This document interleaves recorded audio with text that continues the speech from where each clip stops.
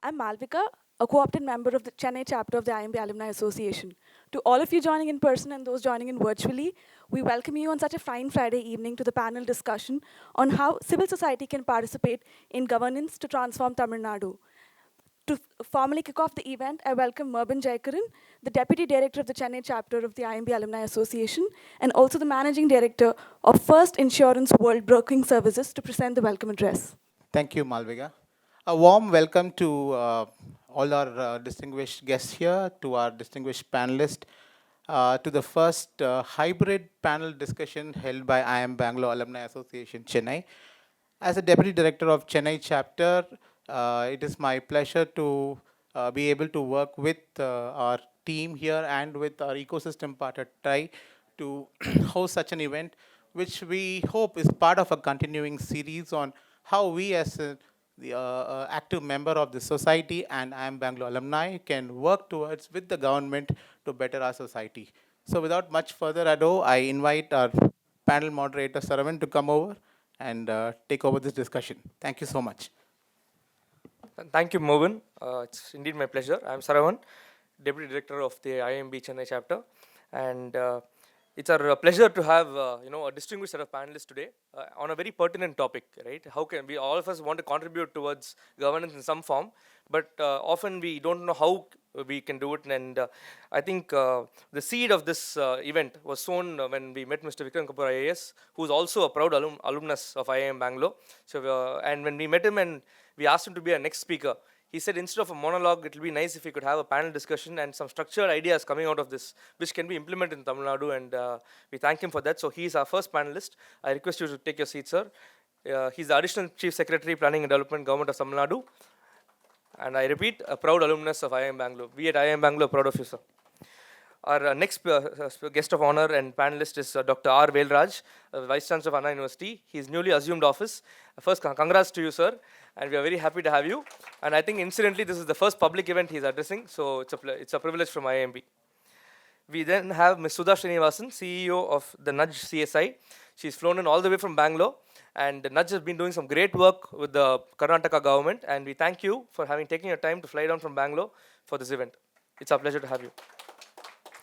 Next, we have Mr. Maran Nagarajan, who's well known in TIE and Chennai Angels. He's the CEO of Car Technologies, very passionate. His WhatsApp story says Tamil Varga. So when I saw that, it shows his passion for Tamil Nadu. And also, we had a good discussion prior to the event about how we can collaborate. So we are very happy to have you, sir. So you will give us the businessman's perspective on how civil society can contribute. Last but not the least, we have Ms. Ramyan George, a proud alumna of IIM Bangalore. She's currently the data scientist at PayPal, and she's our final panelist, and she'll be giving us a perspective about how a professional can contribute and the various thoughts. So I look forward to this event, and thank you all for joining in person and virtually, and look forward to a great discussion. So yeah, firstly, thank you all for having joined us today, and I think it's a very diverse set, right? We have an entrepreneur, we have an academician, we have somebody from the government, we have somebody from an NGO, we have a corporate professional. So I think it covers by and large the large section of the society. I would first like to ask Mr. Vikram Kapoor IAS to start off by setting the context for this panel discussion, and we'll move on to each of you, and we can then go on. Yeah. So thank you, Sarun, and thank you for giving me this opportunity to open the innings. Really grateful to all of you for having spared your time and come for this panel discussion. And as Sarunan said, this arose out of a discussion that we had on how to deepen the involvement of the civil society, the engagement of the civil society with government. And I'm happy that you've been able to put together a nice panel of people representing all walks of life. Just to set the tone, I just want to mention that as far as the state of Tamil Nadu is concerned, and since today's focus is on Tamil Nadu, it's as we all know, one of the most progressive states in India, one of the most industrialized. We contribute substantially to the country's GDP, and even in terms of the state ranking, we are second in the state GDP merit order. Even in terms of growth of the state's GDP, we are always consistently above the national average. And it also gives me great pride in saying that it's not just about GDP numbers. In terms of our sustainable development goals, which is today the buzzword, it's a very proud admission of the fact that Tamil Nadu today is ranked second in the country, just a notch below Kerala in terms of our SDG ranking. So the state itself is not just on a good growth trajectory. It's traditionally been a state which has been following very progressive policies, sustainable policies, inclusive policies. However, I think we all realize that we cannot rest on our laurels, and we need to take the state on a higher trajectory of growth. And for that, it's not just growth per se, but an inclusive growth. In fact, as you know, the state has a very strong commitment towards social justice, and therefore it's all the more important seeing what the state has achieved. I think our motto has to be in line with the state government's policy of leaving no one behind. So therefore, when we talk of a higher trajectory of growth, it has to be inclusive growth. In order to achieve that kind of a growth, obviously strong governance systems are required. We do pride ourselves in a very strong governance structure. However, none of this governance can be sustained unless it has very robust partnerships, particularly with the civil society, for any sustainable and better outcomes. As you all know, friends, democracy has 4 pillars: the legislature, the executive, the judiciary, and the media. Permit me to add the 5th one, which is the civil society. And it's only through an engagement with the civil society that the state can really aspire for a higher growth trajectory.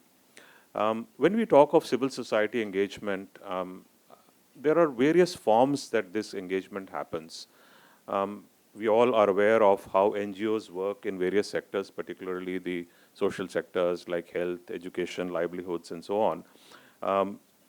Likewise, we have several service organizations, and there are several amongst us who are members of organizations like Rotary, which have been doing human work over the decades, to complement the efforts of the government. We also have contractual arrangements between government and the private sector, which are traditionally termed as PPPs, public-private partnerships.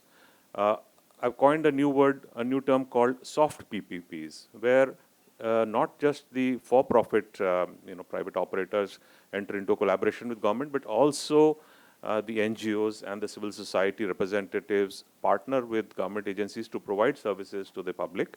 And these kind of soft PPPs are abundant. I mean, there are so many examples. I can quote from Chennai itself. I remember as a corporation commissioner, we started homeless shelters for the homeless, and found that the best way would be to partner with NGOs to run these shelters, but defraying the cost of such shelters. I would classify these kind of engagements typically not for profit, but with a social purpose, called soft PPPs. We also have plenty of grassroots organizations that always complement the work of the government. The most, I would say, endearing example would be the strong self-help group movement, and Tamil Nadu is one of the proud states, to have a very, very strong SHG movement that really not just involves in improving the livelihood of women and families all over the state, but also contributes to the development. For example, several fair price shops, in the state are run by SHG groups. So there you are with regard to civil society. And then you have volunteer groups, and there are so many of these groups which are doing great service, especially in the times of crisis. We had one of the worst floods in Chennai in 2015, and it was so heartening to see volunteers, pitch in with the relief and set up call centers. Even during the latest corona second wave, we found so many NGOs who came forward, volunteers who came forward to man call centers and provide service to the public. So these are typically the kind of engagements that we've been seeing. But what really I think we need to focus today is not just these sporadic kind of engagements on a very low level, at a very basic level. What we need now is greater engagement in terms of policy making. And this, I would like to distinguish from just the inputs that we get from the civil society when policy making is done. So in case you're interested in doing a policy on industrialization, you tend to call the industry representatives, take their views, and then come out with a policy. Likewise, you could have something like a master plan for a city, say like Chennai, where you involve various stakeholders, get their inputs, and frame a master plan, which is a sort of a policy for the city. I'm going beyond that. I want to distinguish from these kind of inputs and say that civil society needs to be engaged at a sustained level, and we need to leverage its peculiar strengths, which sometimes may not be available in the government sector. One, the biggest strength I can see of a civil society engagement is the domain expertise that civil society brings in. Just to give an example, of late there has been a lot of talk about using gas as a fuel to drive the economy, whether it's the power sector or industries or domestic gas. But interestingly, there are hardly any gas experts in the government, and therefore such kind of domain experts can be leveraged from the private sector. The civil society's other big advantage is it's very good at data collection and analysis, and which is why there's been this movement to have an open data framework, which allows government agencies to share data with the public and allow civil society to mine this data and come out with analysis which may otherwise miss government departments. The other strength of civil society is its strong monitoring and evaluation capability.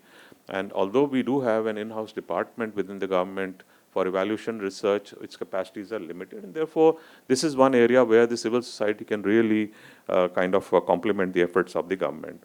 And finally, when we talk of policy, we also can't ignore the fact that somebody needs to implement this policy and ensure that all sectoral policies work in unison. So which is what we call policy coherence. Policies need to work in tandem with each other. And I think civil society is very well placed with its multi-sectoral strengths to actually help government to devise some coherence in its policies. The State Planning Commission, where we work together in my present assignment, is a step in this direction. This is a body which comprises very eminent citizens, academicians, people from industry, and other experts who kind of guide and have a look at the government policies. But there also, although we have policy groups where we invite people from civil society to come and join and help us prepare policy, we find that structurally it is weak. It doesn't have that kind of skill sets that are required to collect data, collate it, and to prepare some draft policies. So this is one area where we can work. Then individual line departments of the government, they require continuous policy support. So it's not just about writing policy, but we need to keep on refining the policy by implementing it, taking a feedback, and then revising it.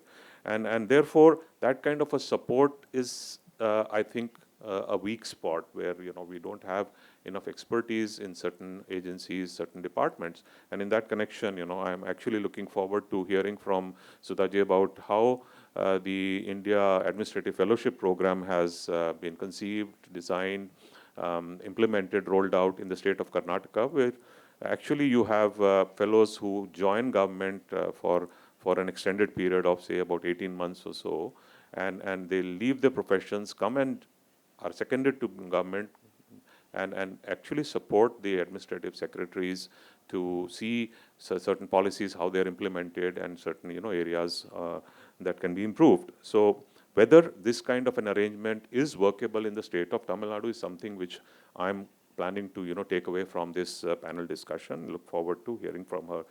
And finally, I'll leave by posing a couple of questions that in case we have these kind of engagements with the civil society, is the civil society willing to make those kind of sacrifices, for this kind of a sustained engagement? Because it will involve some amount of sacrifice of their time, of their resources, of their income, and whether civil society is willing to do that and actually work with government, work with its various systems.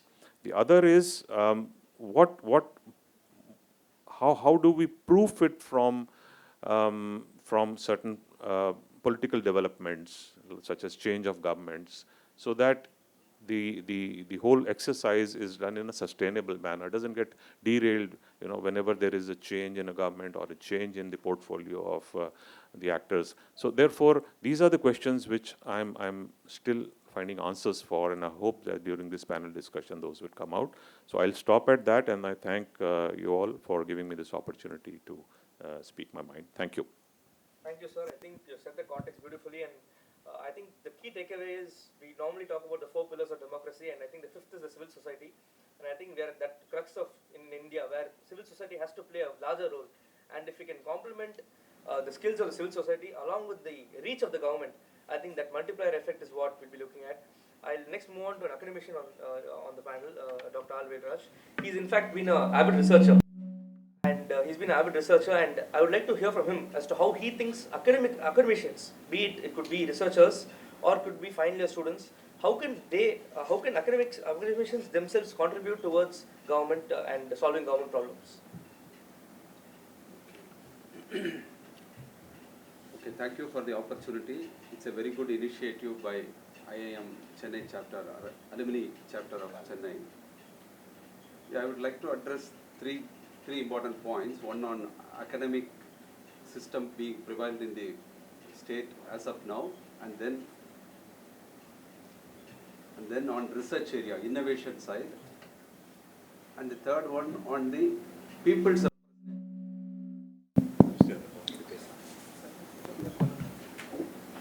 That is this government, that is public representative, MLA, MP, what their role on education system.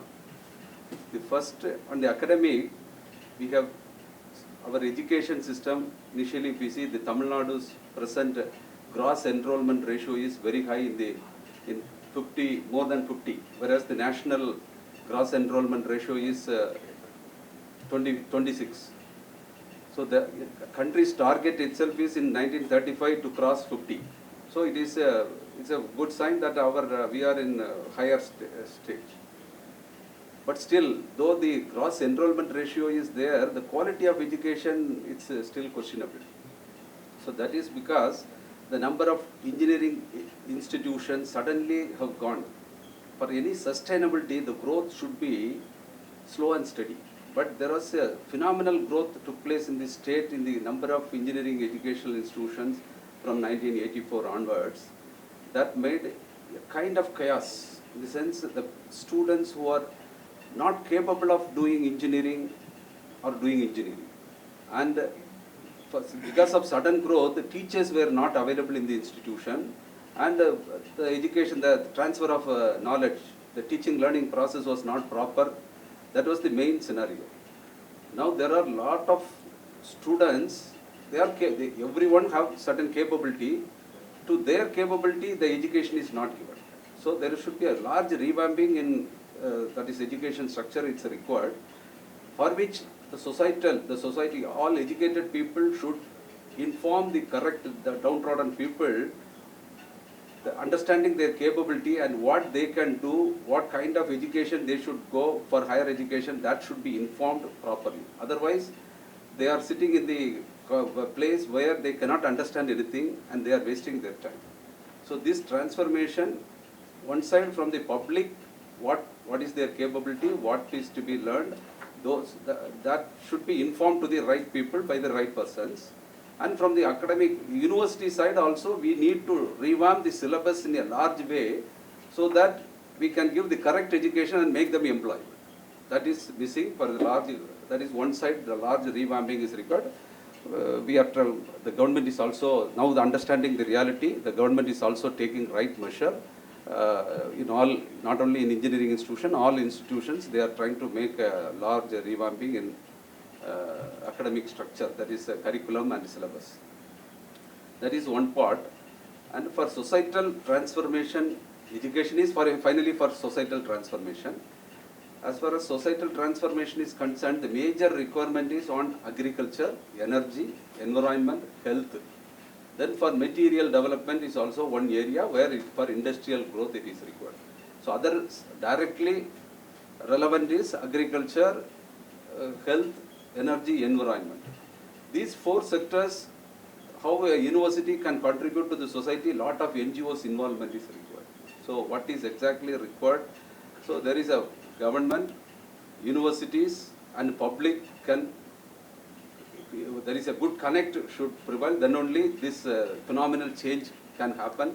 If these four systems are proper, definitely the state will attain a higher level. That definitely it is possible. So our objective is also for societal transformation, these four areas, not only research, the research, how to take it to the society, that we are trying now. How to make it happen to benefit the society. And one thing, I was in Germany for some 2 years for my PhD. There I found in every some conference or small event, one that is public MLA like people will be there in the meeting. So they know the real problem prevailing in the society. So they are for every small, if there is a small seminar with 100 people also, one MLA participation should be there. So they are the connecting people with the institution, because institution is the place where all innovations, everything is happening. So that is transferred to the society through conferences and seminar. Their public representatives there means definitely it will be taken to the right place in the right time. So he will be bridging the society and the institutions. So that is the major thing the society is concerned. And another thing, I had some experience with the Professor Mr. Vikram Kapoor when he was in TADA and TANGEDCO. And in many aspects, we are doing lot of developments, innovation is taking place. But in business also, there are some problems. Business ethics is making their company's profit. But sometimes that will be at the cost of problem in the society. For example, now what I have made is, one innovation we have made some, that is thermal energy storage for large air conditioning system. If it is implemented, there is a large benefit in the energy sector. Our energy requirement, we can, that is smoothen the energy requirement. Now it's solar energy availability is going to increase. So energy storage is one of the technology which is going to increase the, that is share of renewable energy storage. But if energy storage is made as a mandatory, that will affect the air conditioning sector company, because their business volume will come down. So normally those people will not encourage this. So understanding this, government and university, government should make policies as a mandatory thing, so that it will happen, the large society will benefit. So that kind of things, the innovation side, the government should also participate, how to make it mandatory, so that the public at a large will benefit. So if it is done properly, it's a win-win-win situation. Finally, there is a large, now the tidal park has implemented with some novel, that is person would have some vision. But similar thing is not implemented over a period large, in the last 20 years, out of some 300 such buildings, only some 15 buildings have such arrangement. If it is done properly, all society will benefit. Our requirement itself will come down, and we can increase the share of renewable energy in a large scale. So these kind of systems, how to make, that is a policy making level through participating with the institute where innovation is taking place, those things are required. Okay, this is my views. Thank you for the opportunity. Thank you, sir. I think some key takeaways is, as you said, I think now Tamil Nadu, our gross enrollment ratio is very high, and that's something to be proud of. But quality, I think, is something that is the next focus line. We've been doing well on quantity, but quality is it. And the other thing, key takeaway I could see is, if probably government problems can be put out as problem statements to the academicians, maybe research could be in those lines. For example, when every professor today, or to become a professor, every lecturer needs to do a PhD. If the PhD can be on a topic that can actually benefit the society, or can be a problem statement given by the government, then it will be beneficial for both the researcher as well as I think the government. So I think a lot of ways, I think academicians and the government can work together.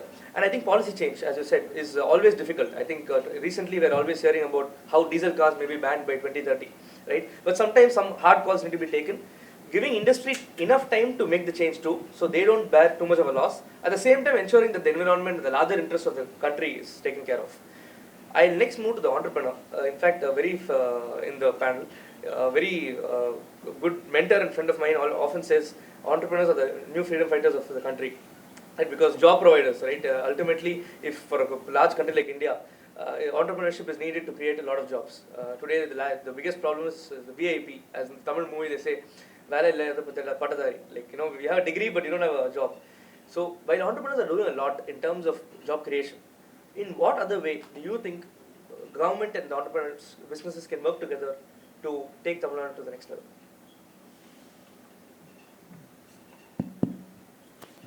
Thank you, Shravan. Thank you very much for inviting me. It's absolutely a privilege for me to be sitting in this kind of a wonderful panel. Thank you, sir, for your wonderful views which you presented in the beginning. I was having a conversation with Mike before the session.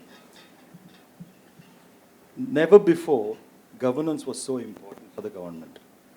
For the first time in history, probably because of the social media, because of the awareness of the civic society, because the civic society is more educated than ever before, 50% gross enrollment ratio.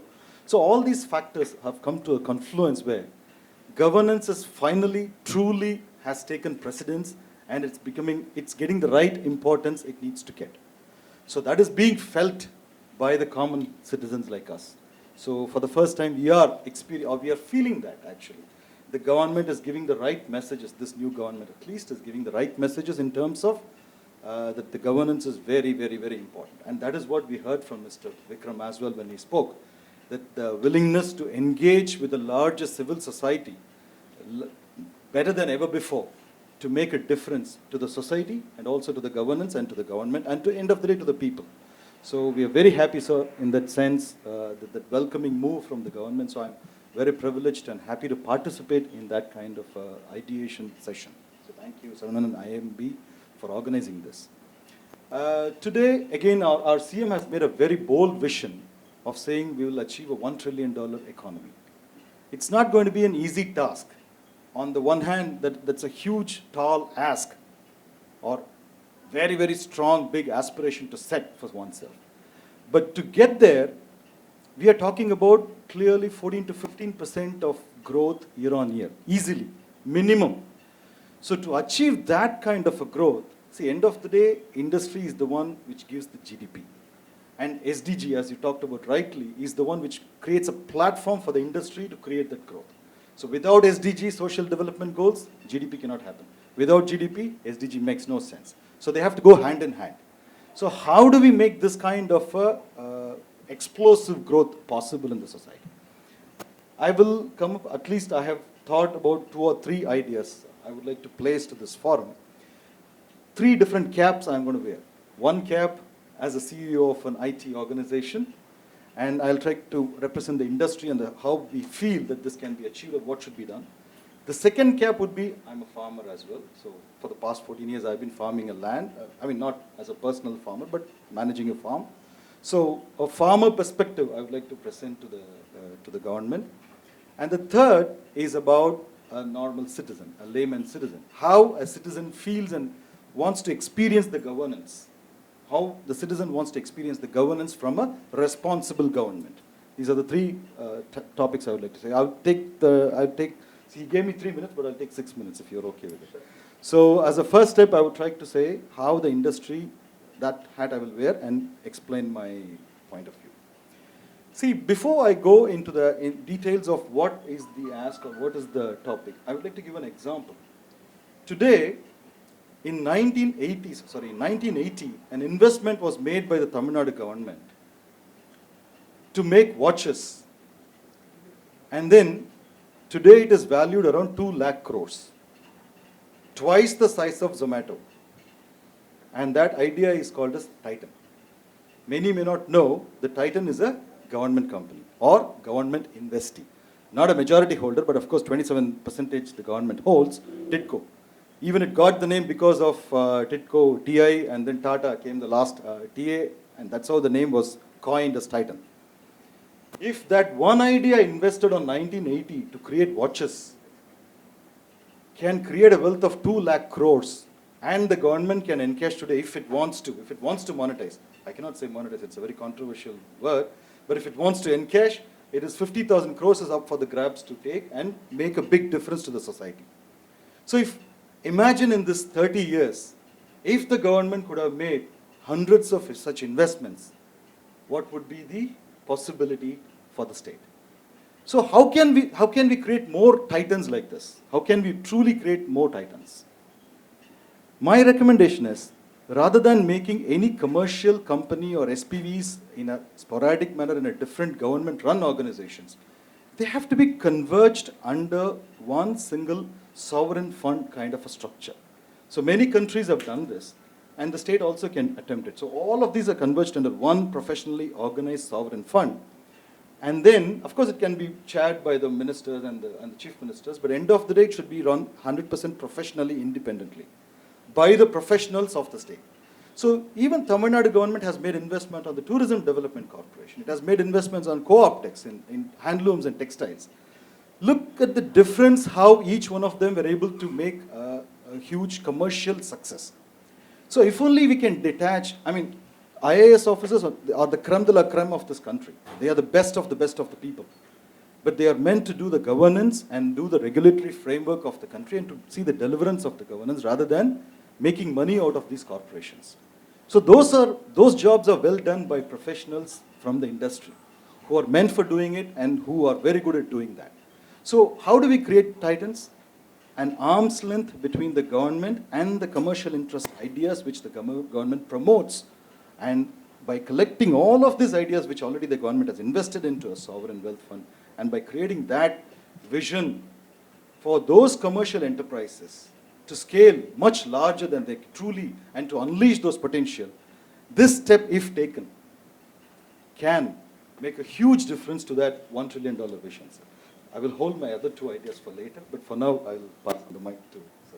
Yeah, thanks, Maran. I think many wouldn't know the Titan, that Tamil Nadu government has a stake in Titan, and I think looking back, 1980, such a bold step being taken, I think that's what it is, right? Today we talk about angel investment, we talk about funding, we talk about different companies and all that, but 1980, when people hardly knew what is entrepreneurship or what is startups, for a government to have taken that vision, I think, as you said, to reach $1 trillion, we need many more bold steps. And maybe out of 10 steps, 4 may fail.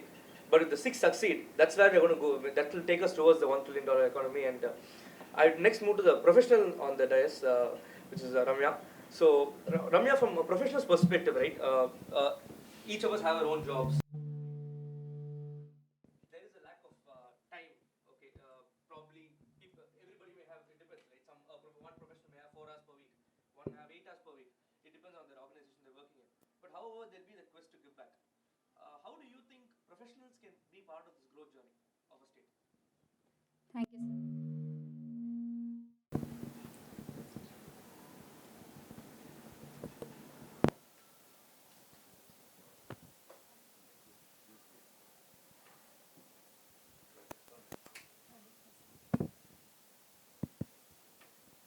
All right, thank you, Sevan. And there we saw with the mic thing, right? All of us helping each other just to get this up and running. I'm actually delighted to be a part of this panel, right? And very interesting to hear the ideas from Mr. Kapoor, especially the soft triple P partnership. I think there are various ways in which it happens today, but there's so much more that we can do, and maybe even put a structure around it. Even what Professor shared, even from Mr. Maran, right? So I think big ideas out there where we can make a change. I will probably take the opposite view and kind of look at where I am, right? And what I am experiencing as a professional working in the corporate space. So I've worked at multiple companies, and I would say currently I'm fortunate to be working at a company like PayPal, because apart from my day job, right? So my day job is more of making policies for PayPal's credit products, managing data, managing losses, a lot of the things that Mr. Kapoor referred. But it also provides opportunities and structured opportunities to contribute outside of work, right? So we have something called a community impact program, where you can volunteer your time, you can volunteer your skills, and PayPal has a fairly large presence in India with about 7,000 employees. And there are multiple opportunities. Like, so I'll probably take some examples, right? So when the second COVID wave struck, and it was the need of the hour as well, a lot of the employees came forward to work with the Tamil Nadu police to build a digital dashboard, right? Identify what are the hotspots in the city, how do we monitor or deploy forces accordingly, right? And how do we manage that? I think that's an excellent example of how technology can enable these changes. And it's a small step. It's not really a big critical change, but it's a few hours of developers who take the time out. But how we could probably scale this up, right? And just one idea I would probably put forward is this is PayPal, right? It's one company in one city like Chennai doing something, but there are so many corporates out there. If there can be a platform for volunteering, for connecting people to government tasks, like a lot of the asks that Mr. Kapoor was listing out, how do we make it reach the masses, right? How do we let people outside of the forum that we are in aware and then contribute as well? And then also connect them to NGOs. I think PayPal also does a lot of work with NGOs. I would not go there, but that's another thing where we could make it a forum for professionals to contribute, right? And by professionals, I would probably say outside of the corporate world. Like right now, a lot of us have been, or most of us have been working in this remote working setup. There's entire freelance industry out there which is growing month on month, right? And if there are ways to tap into that community as well and see how we can bring this together, that would be an excellent opportunity. So yeah, I would probably stop there and hear more on the foundation work from Ms. Sudha. Thank you. Absolutely. I think the mic incident was very, very much, it kind of is why we're all here, right? We're all trying to help each other out. And I think once again, I'd like to thank Mr. Kapoor because he took the initiative to actually get the stakeholders together. And I think from the government, all that we require is an arm. That's, a handshake, right? It takes two hands to connect. So I think that's something. And I think to break this barrier between the citizen and the government, I think that's where digital will play a big role, right? Where we can actually, we don't have to meet. It can be, as you said, many freelancers. If the government wants a portal done, in fact, I remember one of my classmates from Guinea Engineering College, he developed a portal to game the Coven app. So because people are finding it very difficult to book a vaccine on Coven, and so there were some couple of portals created where you could actually be notified when your vaccine slot is open, and then it's open. Right? So I think there's a lot of talent out there, and if it can be married, and probably if the government can say that this is a problem, who's willing to take it up? I think there are n number of individuals out there, coders, etc., in different forms, right? And I think we as professionals have seen, be it the floods, be it the Varda cyclone, at every point of time the citizens have come forward, right? And I think citizens coming forward with the government, I think that's the multiplier. Next we'll move to Ms. Sudha. The one reason I came coming to you last is because you have done it in Karnataka to a large degree, so we want to hear from you and learn from you. And in fact, I think foundations play a big role, right? I think, in fact, here I would like to also thank our ecosystem partner, Tai Chennai, and Ms. Akira is here. She's the executive director of Tai Chennai, because Tai has been doing some fantastic work with entrepreneurs, right? In fact, they've also started the last few years, they started conversing in Tamil because they don't want anybody left out in the state, right? And NGOs, our foundations play a big role in terms of giving exposure.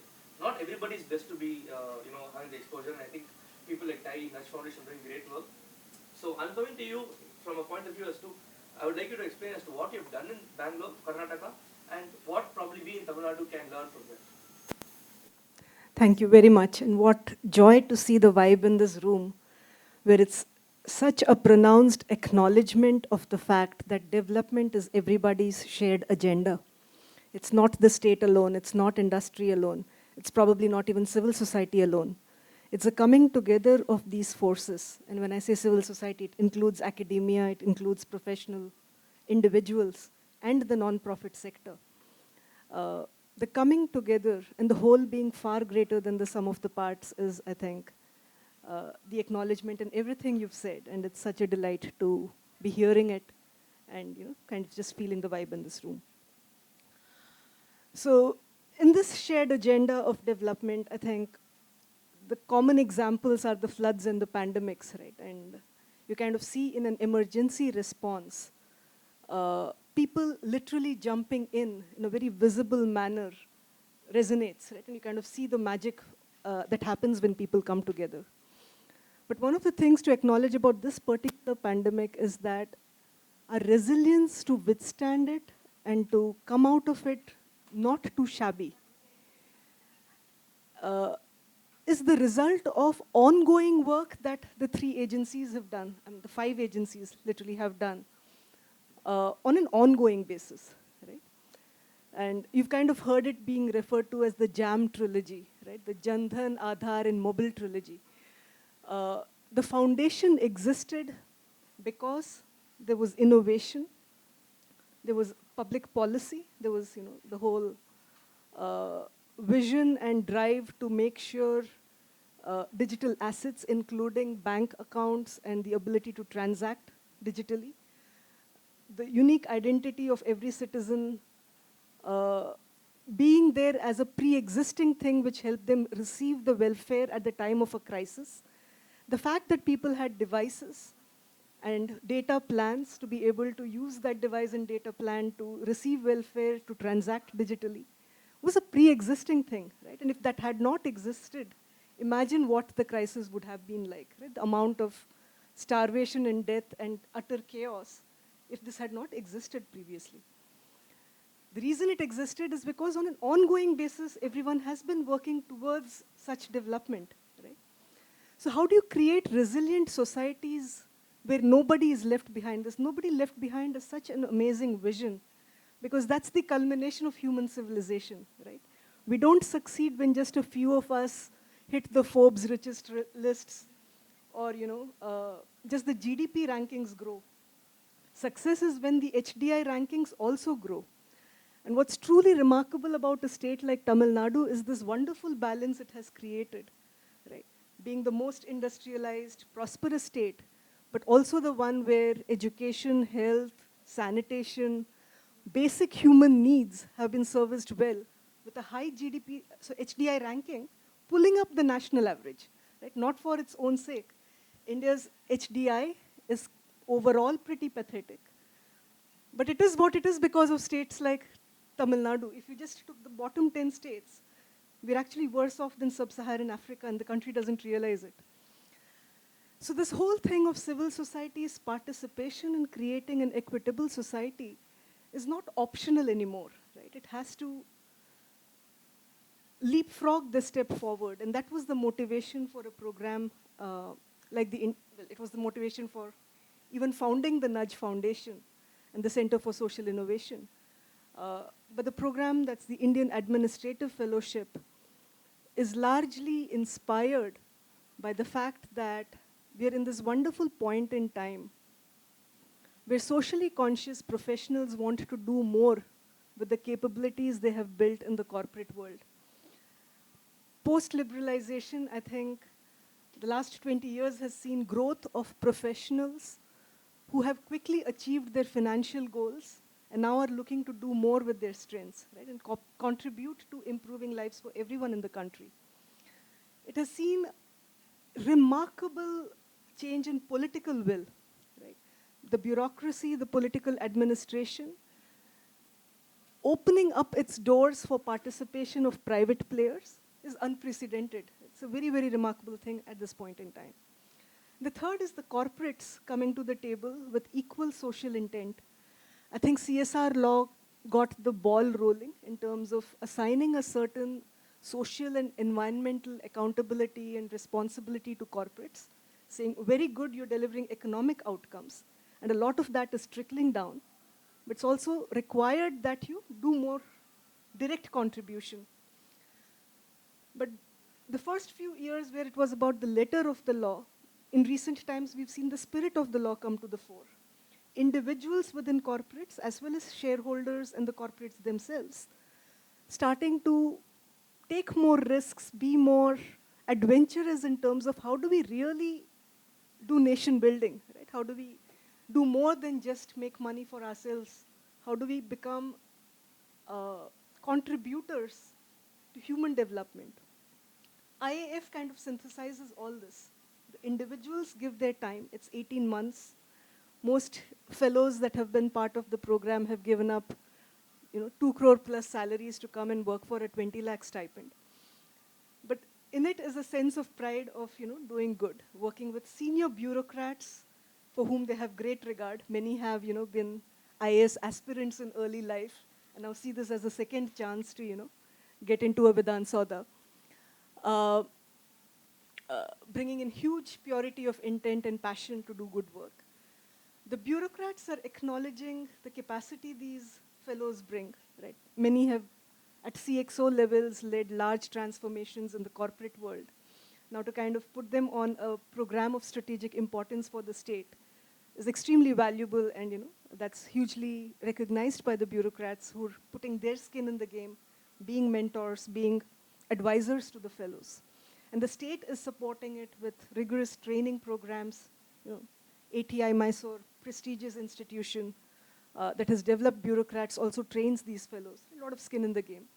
And it's all funded by a CSR partner.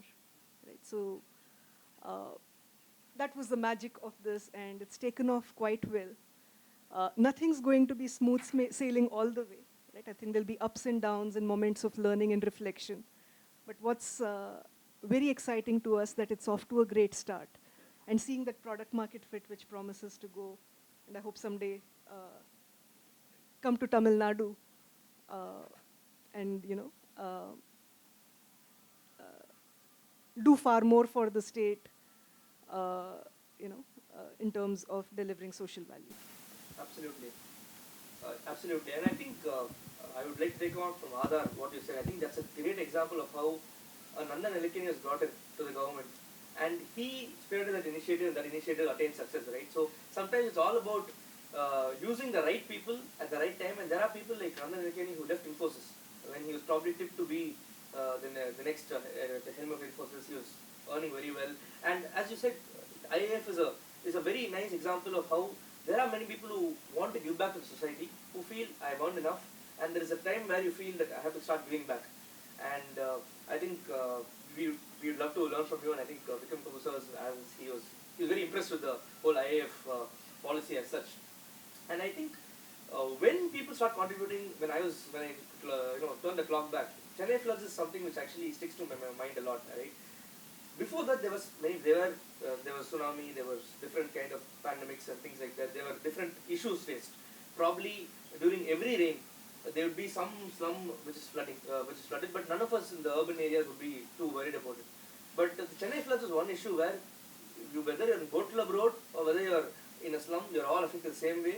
Everybody's house water enters, and that kind of brought everybody together because that whole issue kind of affected everybody. And I think that sensitization has kind of trickled down.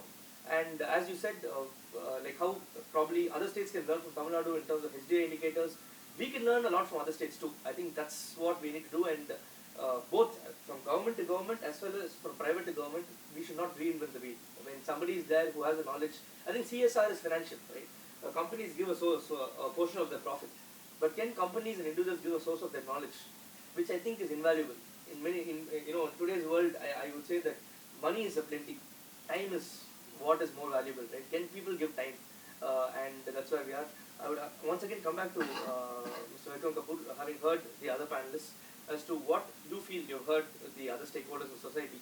What do you feel from what they've spoken, and how can we move forward in Tamil Nadu with a closer collaboration with civil society and the government? Thank you. I mean, it's very interesting to see the various perspectives, from the panelists. But I'd like to maybe start from where Suzaji had ended. Of course, the Karnataka experiment is still, in infancy, and we are yet to see. It would be great to have a similar program in Tamil Nadu and maybe the rest of the country in due course. But I'm really very curious as to what were the key success factors of this. And more than that, how did you motivate the private sector people, to take such haircuts in their salaries and to virtually give away almost 1.5 years of their careers, to do this kind of work in the government?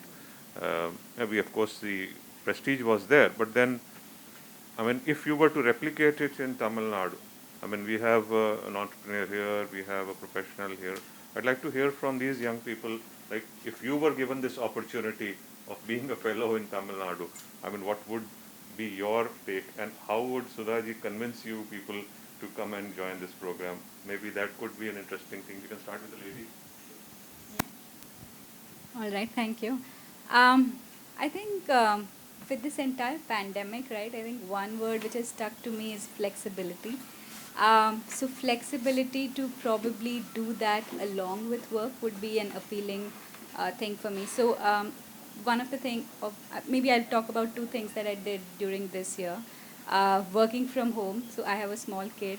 So doing that, doing office work, as well as, but still there's this urge, right? You are at home. You're not really meeting outside. You're probably not able to do as much as you would do earlier because you were going to an NGO or you were going to a often home near your house and doing something, right? And with the pandemic, you're pretty much stuck in your house. So some of the things that I did, and coincidentally, or both the opportunities were through PayPal, and that's why I am a firm believer of how we can do this, right? At scale, multiply this and make it available to a lot of people. So, and they're small steps. So, for example, one of the things that I'm part of is this Cherry Blair Mentoring Foundation. So, I'm a mentor to someone who works in Uganda. She has a small business, and she's looking to see that how can she scale her business, right? And it's a very interesting, I would say, setup because it's a cross-cultural exchange of ideas. I have no idea how things are done in Uganda. She has no idea how things are done in India.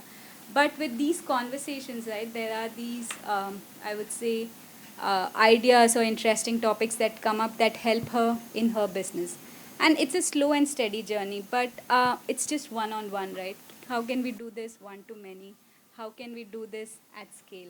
I think that's one of the things. And this is what I do this. This takes like 2 hours a week, something I'm easily able to do along with the work that I do, right? So having such flexible options would be excellent. Another thing that I did is I did a spoken English training for a girl.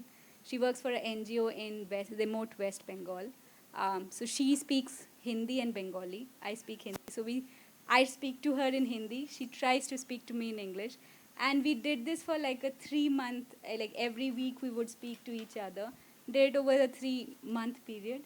And at the end of 3 months, right, she was in a stage where if people come to her NGO who don't speak Hindi, especially people from the government who are not locals and stuff, she's able to manage. So that gave me a sense of accomplishment. Hey, sitting in my house, sitting in a room, I'm able to do this, right? It's not taking a lot of time and effort, but it's those slow, steady contributors. But I think the gap is how do I find these opportunities, right? And that's where having someone like Miss Sudha is excellent, having some opportunities publicly available by the government, that's also another excellent forum. So those are my thoughts. Thank you. I think Mr. Vikram has thrown the gauntlet. So, to be very honest with you, we have never seen this kind of openness from the government side. And if the government, as Saravanan was saying, if the government extends the arm, we are more than happy to participate and engage.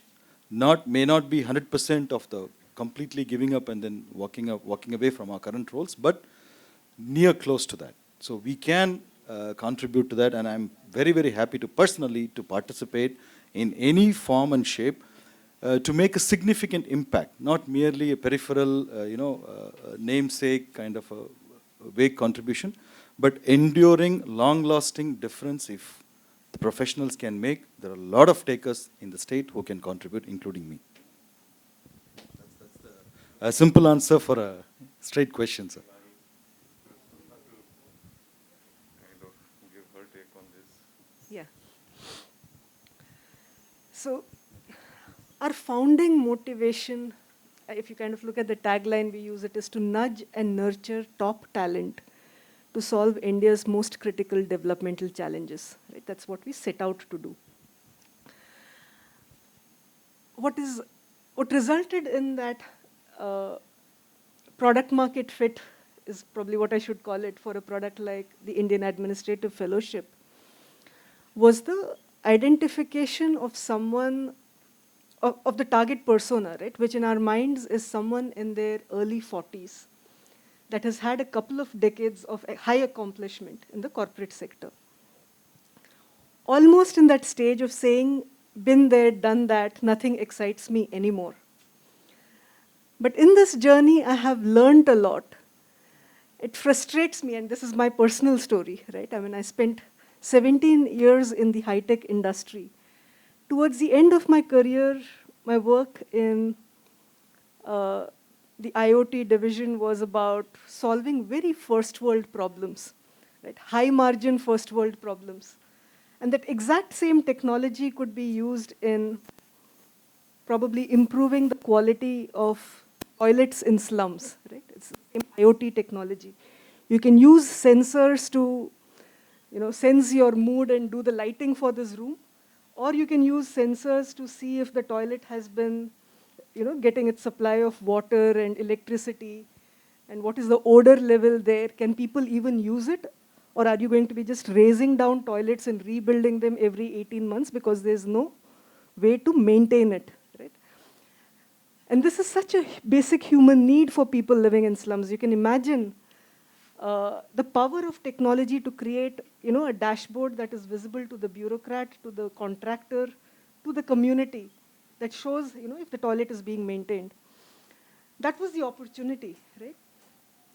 There's an entire generation of people who've done very well for themselves and now want to do well for others, willing to jump in. So yes, the prestige was a very big draw. To be able to work with an equally passionate, pure of intent bureaucrat on the other side, in a program that is housed in the bureaucracy, right? It's housed in the Department of Planning. So there's a certain stability that the structure gives from political fluctuations, from changes in ministries and things like that. The bureaucracy also changes, right? As you know, a lot of reshuffling happens. But because it is housed in the Department of Planning, it has a certain heft to it and endurance to it. The accountability is shared, right? So the bureaucrat and the fellow jointly own the outcomes for the project that they sign up for. The government puts skin in the game by funding, the work, not the fellow's cost, but the work that they will do together. The chief secretary and the panel of principal secretaries participating in the program give deep governance calories, right? So every quarter the steering committee meets to make sure that these are projects with very clearly defined outcomes and longer term impact. In something like this, one sees that your 18 months are going to be the richest in terms of both your personal learning as well as the change you can make as an individual. That has been hugely attractive to the people that have signed up. And we've got like Stanford grads with, really, really amazing prospects for their career. Actually see this not as a sacrifice, but as a step up, right, from what their careers would have been.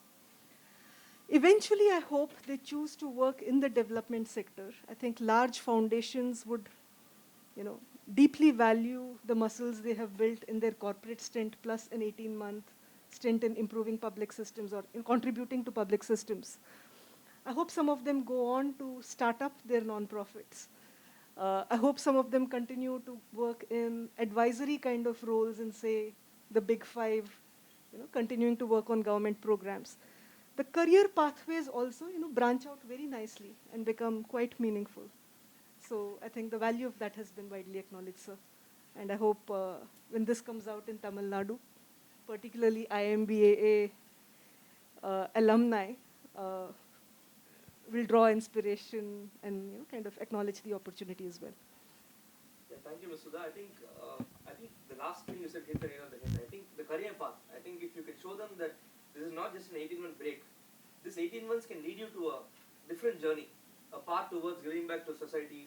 Because a lot of companies today have a foundation set up because there's so much of wealth out there. They have a proper professional running the CSR foundation to ensure that the money is well spent.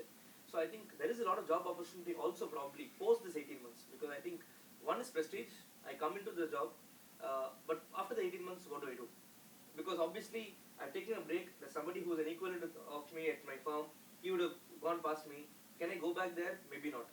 But can I probably go on a different path? If that is yes, I think that is the answer to this question. And just out of curiosity, like how many positions were available as IAF and how many applicants did you get? So that would kind of throw some numbers.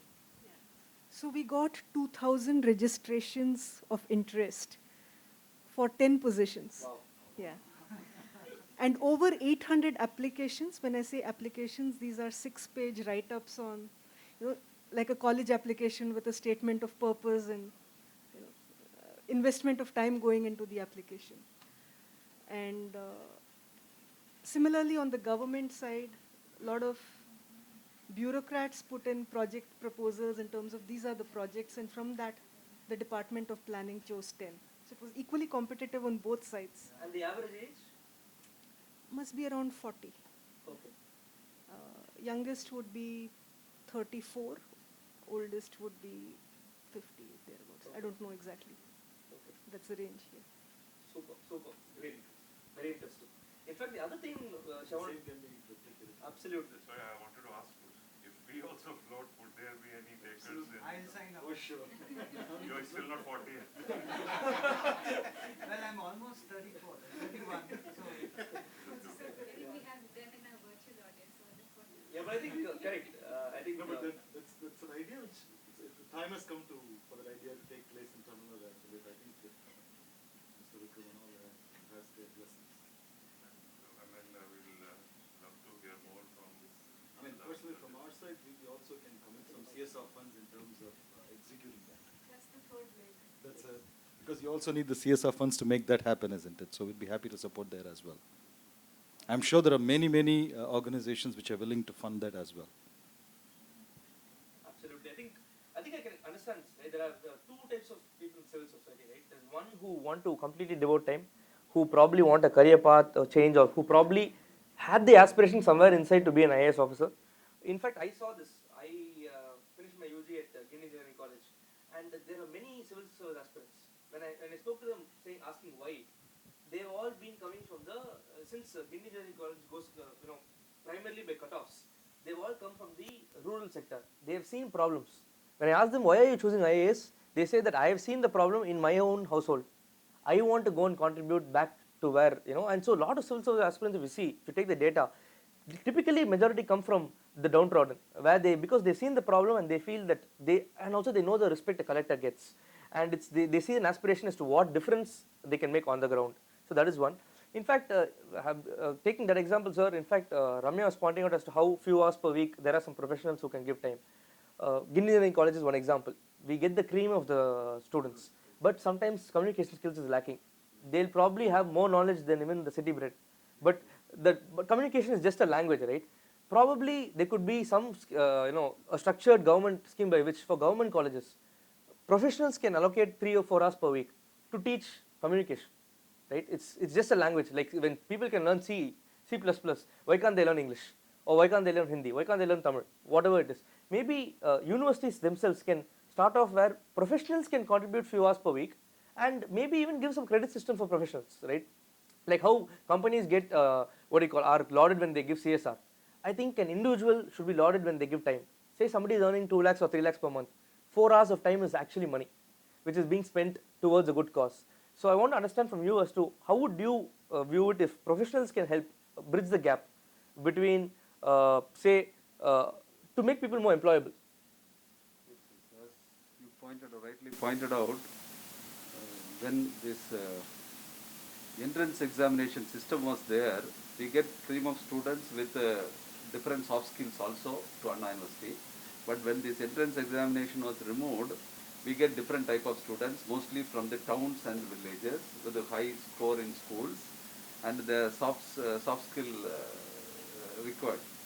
Our alumni, Anna University alumni, they understood, and now there are lots of alumni come forward and they give soft skill to these students, and because of that there is a good improvement that we could see in the university.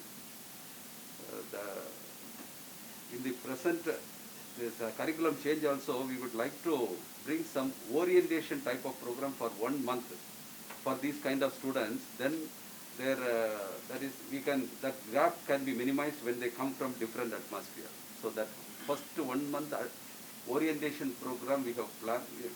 It was not there for some last 2 years. The government also introduced this kind of orientation program. It's a must to all universities. But it started, it's not implemented in a full spirit. Now we understood the importance of that, which is prevailing in most of the leading universities in US also, even from our students going from here to US universities, they find that there is a gap, and this bridge course helps them to, that is bringing closeness to those students. So that we have planned. And the soft skill development for in most of the private institution, it is because for placement, the soft skill is the most important criteria than the real stuff, because the kind of opportunities prevailing outside for the employment is with the soft skill only. So all the private engineering colleges, they are giving more importance for that than the subjects knowledge imparting to the students. So government engineering colleges, it is not yet done. That we have planned for that. We have planned for that. In addition, after this discussion about this pandemic, what is this 18 months pandemic, what it changed and the people's mind, it's like a chaos. It's like a chaos. Even in the whole world history also, if we see any chaos, if it happens anywhere, after the chaos there will be a fast growth. Even if you see after the Second World War in Japanese and Germans, their growth was very fast. Even in our own country, there was a high, earthquake in Gujarat. After the earthquake, several lives lost we have seen, but there is a fast growth. Definitely, after this pandemic, there is a high growth going to happen in this whole world. That also we have seen from some countries and some businessmen becoming billionaires, trillionaires. But there is a danger in that, in the sense, if you see the human history, that from the last 200 years, some 200 before this industrialization, there was no difference between that is poor and rich. The difference was not there. Once industrialization, first stage, second stage, fourth stage, and now we are in the fifth stage development. This development is very fast. The development is very fast. So, as per being an academician, I am telling, there is a theory called system and surrounding. When we are trying to perfect the system at a faster rate, there will be high disorder in the surrounding. That's chaos. So, when we are trying to make the system perfect, that should be slow and steady to make the system sustainable. The sustainable development. That is why now we have been talking about the sustainable development goals, because the whole world is going very fast. So a lot of chaos is going to happen. This digital transformation, now in this pandemic resulted a lot of digital transformation and the IT revolution, and lot of high intelligent people only can make money very easily. The poor become more poor in the coming scenario. So there is going to be a large gap going to come because of the fast revolution, the digital transformation. All people cannot make it compete to make money out of this digital transformation. So there is a very small sector of people, maybe people who are from IIM, they know how to convert this into business, but all the other people, they will go further down. So now it's the responsibility of the government and everybody's responsibility how to reduce this gap and make them, these downtrodden people, also employable. And that is the big challenge as prevailing as of now, I feel, because of the fast revolution taking place through this digital transformation. Absolutely, sir. Completely agree. And I think this pandemic, if there's one divide, I think we've all noticed that it's a digital divide, right? A lot of people who have access to the internet are much more at an advantage compared to people who are not. But I think that's why the Tamil Nadu government's project of the FiberNet project, once that's fully executed, I think it will definitely help. Maybe even government schools, sir, probably they could learn English via, if they have data coming in, say government schools are internet enabled, you don't have to have a teacher who comes in and teaches English on the spot. They may not be qualified enough to teach English, right? They could be somebody else or coding. So I think we should probably also use technology, leverage technology in a big way to kind of ensure that the last mile delivery of knowledge, no one's left out. I think that's what Tamil Nadu has aced in the last few decades. that nobody is left out. And one thing I always feel proud is, I always tell my people from other states, is that you go to any part of Tamil Nadu, you take Salem, Velur, you take Tirupur, you take Sivakasi, everywhere there's development. It's not only to the metros. And I think that's due to the clusters. I think Tirupur is textile cluster, Sivakasi fireworks. So I think there is a lot of hamlets in different places where this has happened. And I think now, I think that's, as sir pointed out, I think at the college level, so soft skills is lacking, but I think at the school level it should be addressed, ideally. And now, while we're having a bridge course at the college level, I think school level probably professionals like us could help in terms of, and if a person from Chennai can help a person from Uganda, the same person can do it for somebody, say, from a smaller town. So I think that's something. And yes, please, sir. So I think it's very heartening to know, that now the Anna University is taking steps to address this skill gap, which the industry has been always pointing out, that despite having a very large pool of skilled manpower, a lot of them are not employable. So I think you hit the nail right, Mr. Velraj, that these soft skills are something that are lacking, and that's where you're now focusing on. But as you rightly said, this whole thing starts at a very early stage, at the primary level itself. When the foundation is weak, there is this much that you can do with the child, when she reaches a higher level or at the college level. So, of course, the government is doing a lot to address this problem, to see that certain functional capabilities, even basic things like reading, writing, comprehension skills are kind of improved. And there are a lot of strategies now in place, a lot of programs now coming in. But what really is a matter of concern is that we still have not been able to tap the strengths of our society, of all stakeholders. I mean, there are any number of Ramyas, and others who want to perhaps, do something, contribute. I mean, I was listening to all this, and I was reminded about a very fine movement called the Teach for India movement, where something similar is happening, where, in fact, my daughter also went through that, and very proud to say, these youngsters are giving away at least 2 years of their lives to address the quality problem at the primary or the middle school level. And these are very passionate youngsters who are not looking at their career alone and looking at giving back to society. And if we can, really scale up these kind of initiatives, there's so many problems, in the society, and it's the youth who can actually, come forward and give away part of their lives to improving the lot. Now that's where we would really have. See, I don't think resources is such a problem. Funds can be arranged. But what we need are, committed individuals. Of course, the government system has a lot of committed people. We have some excellent teachers, in our own government schools, colleges, likewise in the private sector. But then, if we can strengthen that by getting youth involved, you don't need to go to an age of 40 to actually go and start solving problems. Maybe at that level, yes. But then, each one of us can, mentor a few people, a few children, and improve the quality of education at that level. Give them the soft skills which are needed right from the early childhood stage, so that by the time these children come up to high school, high secondary, or college level, the Professor Velraj's problem is somewhat, reduced in trying to again, teach them all those skills which they lost in the initial forms. So I'm always very concerned that why is it that despite having such a large pool of, people who are committed, who can give that time also. I mean, I'm not expecting anyone to give away their entire, even a few hours a week or a month. Can we not work out a system where at least you start mentoring, each one of us take a school and mentor the children there right from the primary level to see that, they can develop those skills. Likewise, teachers.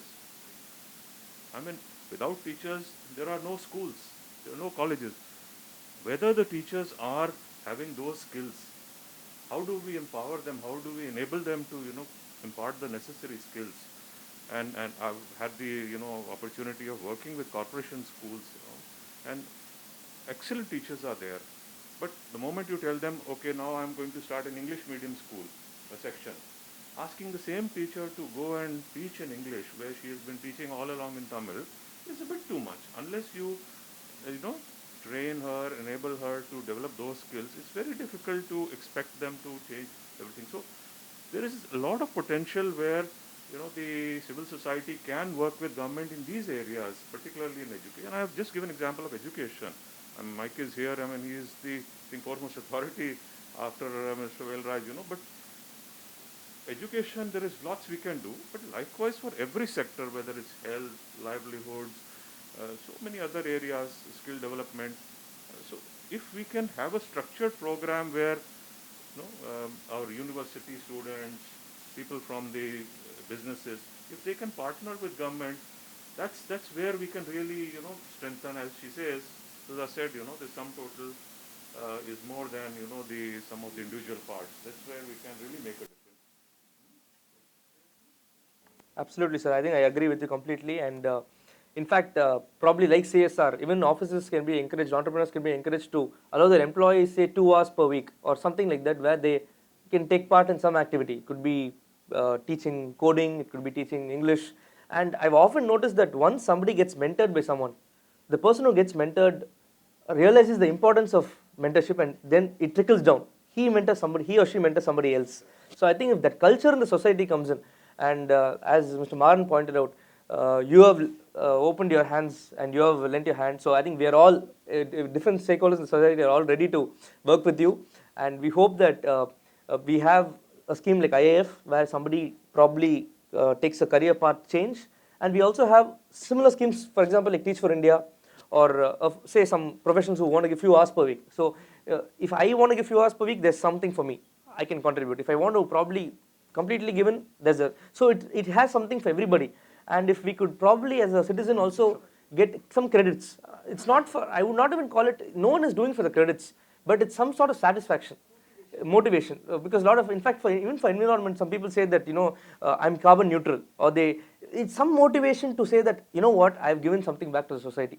And often it happens at an early stage, because I think a lot of the people, when they go to college, they realize that how grateful they are and things like that. And that kind of, then they get into the rat race of the corporate world. And then at 40, 45, people slowly realize that what was I doing for the last 20 years, right? So the world goes a full circle, right? So I think that's what I think we're coming to. And any closing remarks from any of you, and then we could wrap up. Maybe, Maran, we want to hear from you those other 2 ideas. Yes. Well, thank you for remembering it, sir. Truly appreciate it. Well, I'll keep it simple. So it's just not, now that there is a receiving side also, so I thought at least I'll make a registration of it. See, there are 2 parts which I thought I will communicate to you. One is about the unskilled labor. We have been talking about for so long about the unskilled labor. One part is about these professionals who are not immediately employable on the professional world. There is also a large majority, there are crores of people, I would say, are unskilled labor.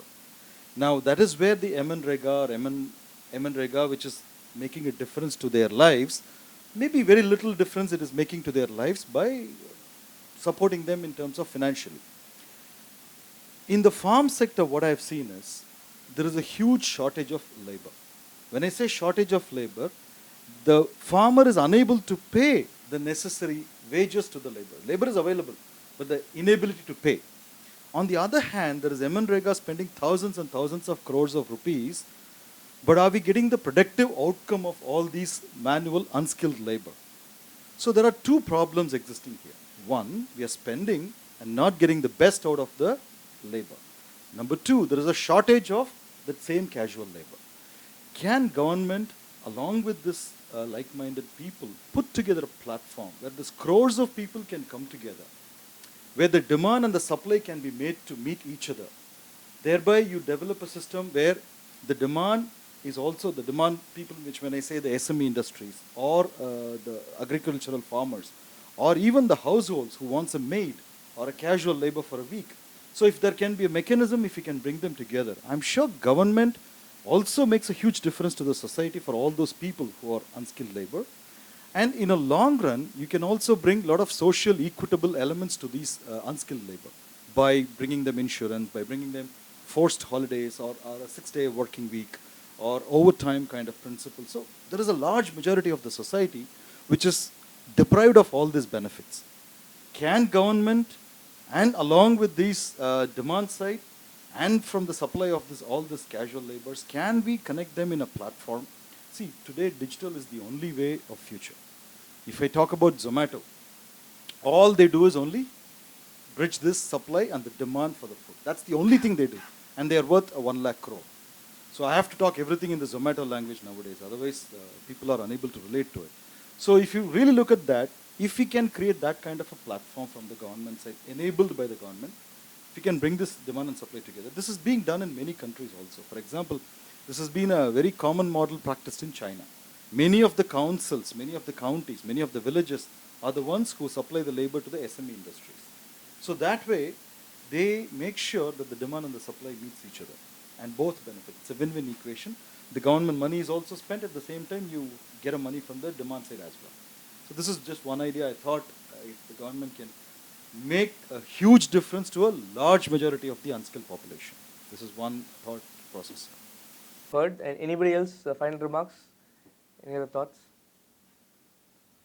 Yeah, I think we are good to go. And I think just to add on to your point, in fact, that brings to another point, right? There are a lot of people who lack soft skills, from the government schools or the rural sector. In fact, there's another problem which I've seen recently is a lot of people at the age of 35, 40 are becoming obsolete, or the skills that they have is of no use. How do we reskill them, or how do we make them useful? Because learning also is difficult as you grow older. So I think that's another area which the government and probably, again, professionals from the society can help in terms of bridging the gap and making them employable.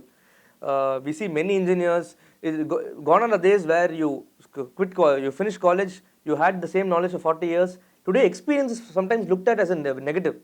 If you're too experienced, they say that you're too old to unlearn, right? So I think that's another problem which people are facing, and many breadwinners, I think even post-COVID, are facing that issue. So I think there are a lot of problems, but I think the takeaway today is we're all in it together.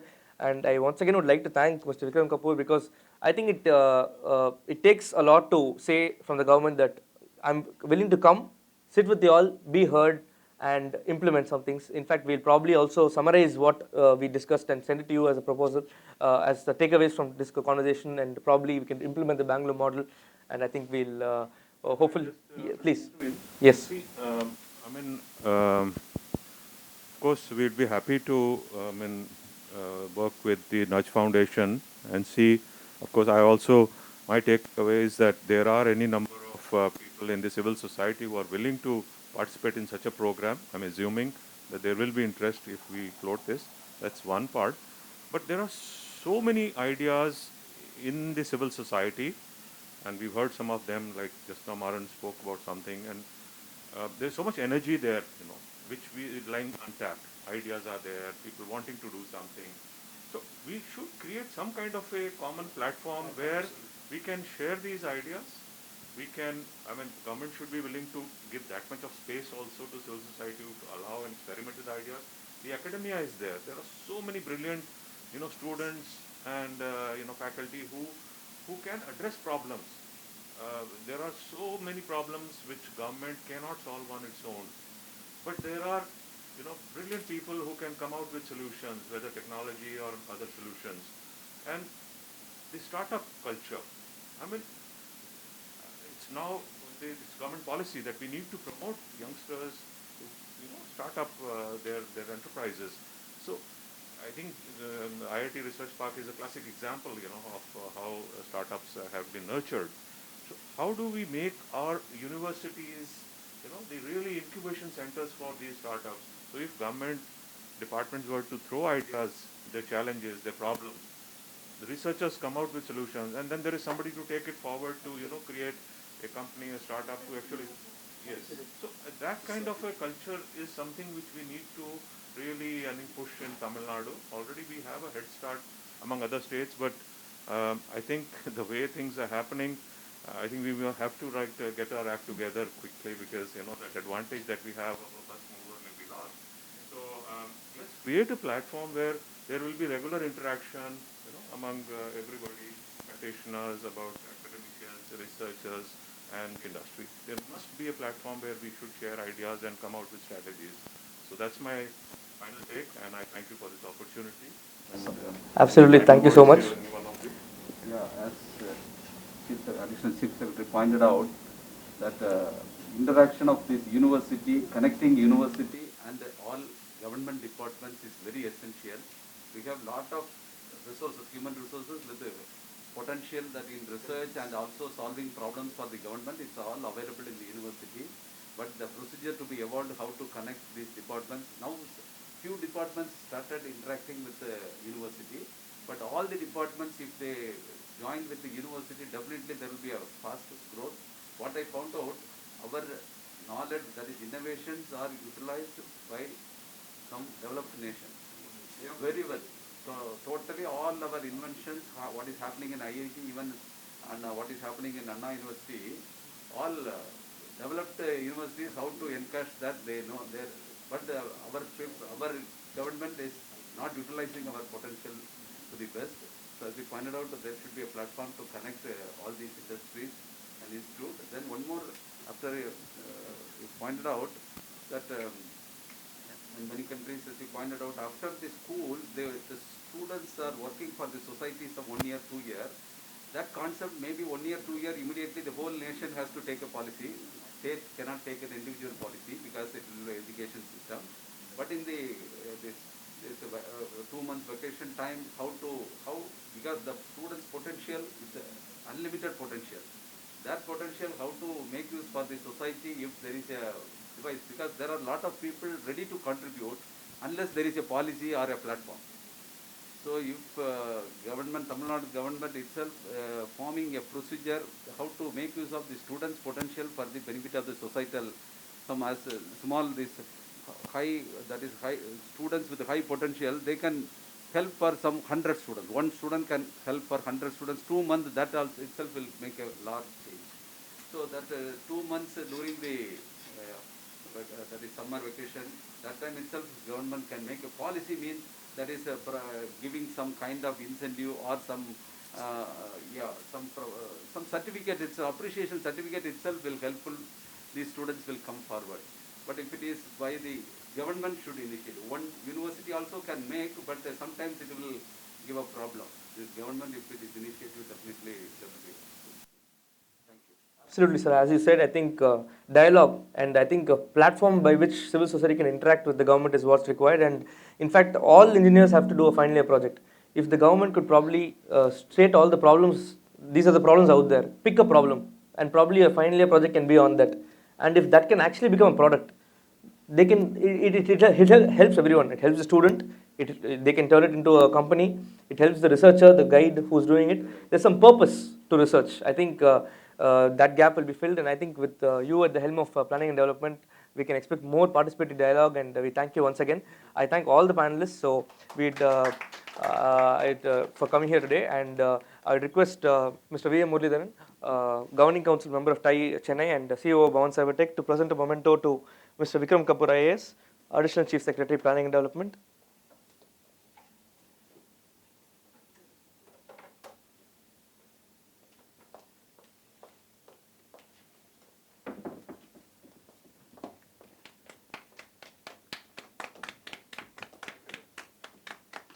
I request Ms. Akila Rajeshwar, Executive Director at TIE Chennai, to give a memento to Professor Dr. R. Velraj, Vice Chancellor of Anna University.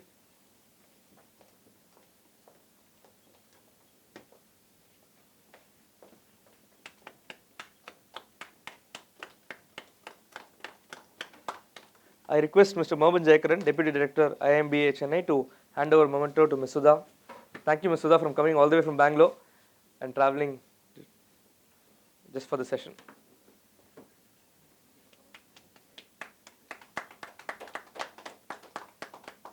I request Ms. Malvika to hand over a memento to Mr. Maran Nagarajan.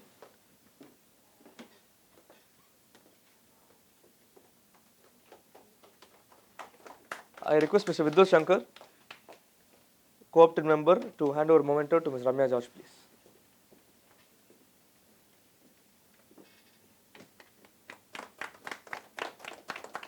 Thank you so much.